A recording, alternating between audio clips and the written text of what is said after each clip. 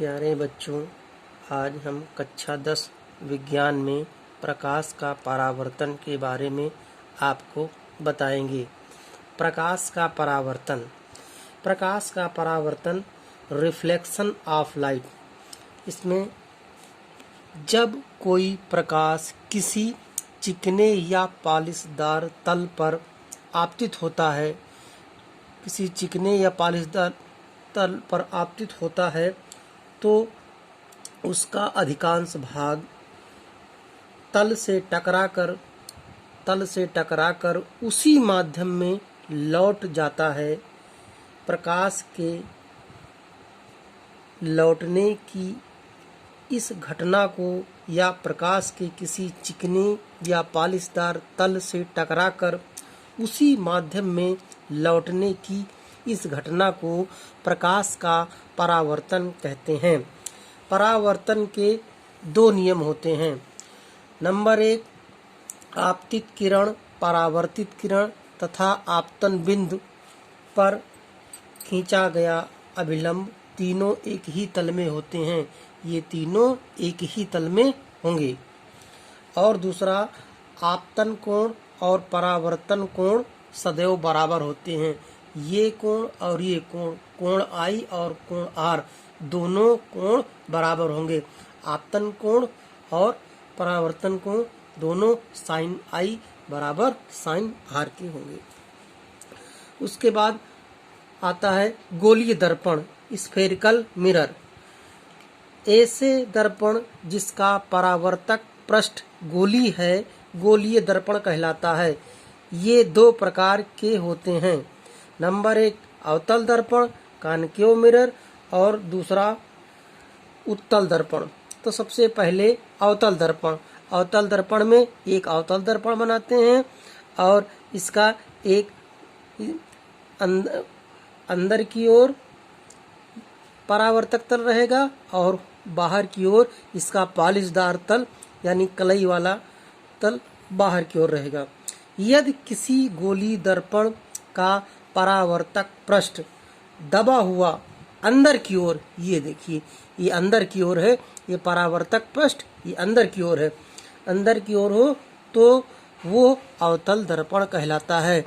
ये इसका भाग जो बिना पॉलिश वाला है ये अंदर की ओर है, इसे परावर्तक पृष्ठ कहते हैं।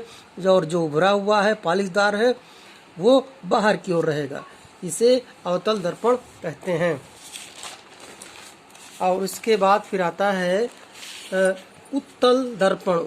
उत्तल दर्पण में ये उत्तल दर्पण है और इसमें जो बिना पॉलिश वाला भाग वो बाहर की ओर रहेगा, उभरा हुआ रहेगा, और अंदर की ओर जो पॉलिशदार तल है, कलई किया हुआ तल जिसपे पॉलिश लगा दी जाती, पॉलिश होता है, वो अंदर की ओर रहता है।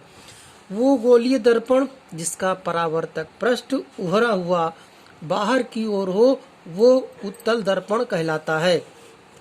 गोलीय दर्पण से संबंधित परिभाषाएं।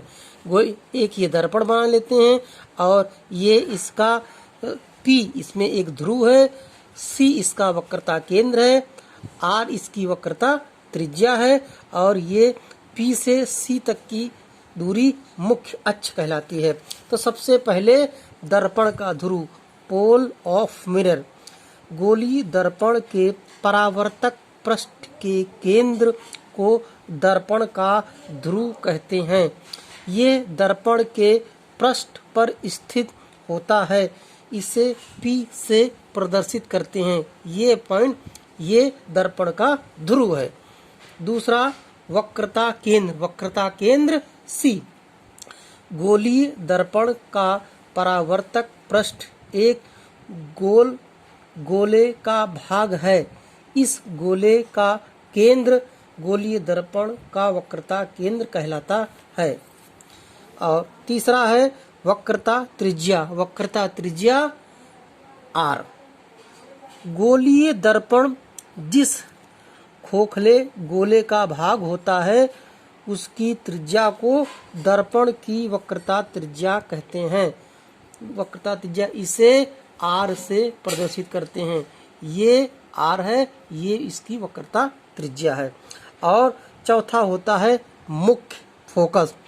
दर्पण के ध्रुव और वक्रता केंद्र से होकर जाने वाली रेखा को दर्पण का मुख्य अक्ष कहते हैं। मुख्य अक्ष ध्रुव से वक्रता केंद्र तक की दूरी मुख्य अक्ष कहलाती है। उसके बाद आती है फोकस दूरी। फोकस दूरी गोलीय दर्पण के ध्रुव और मुख्य फोकस के बीच की दूरी को दर्पण की फोकस दूरी कहते हैं। दर्पण की फोकस दूरी कहते हैं। उसके बाद आता है फोकस तल। फोकस तल गोलीय दर्पण के मुख्य अक्ष के लंबवत तथा मुख्य फोकस से होकर जाने वाले समतल को दर्पण का फोकस तल कहते हैं। तो आज हम दो चीज़ों में प्रकाश का परावर्तन और गोलीय दर्पण के बारे में आज आपको मैंने बताया। धन्यवाद।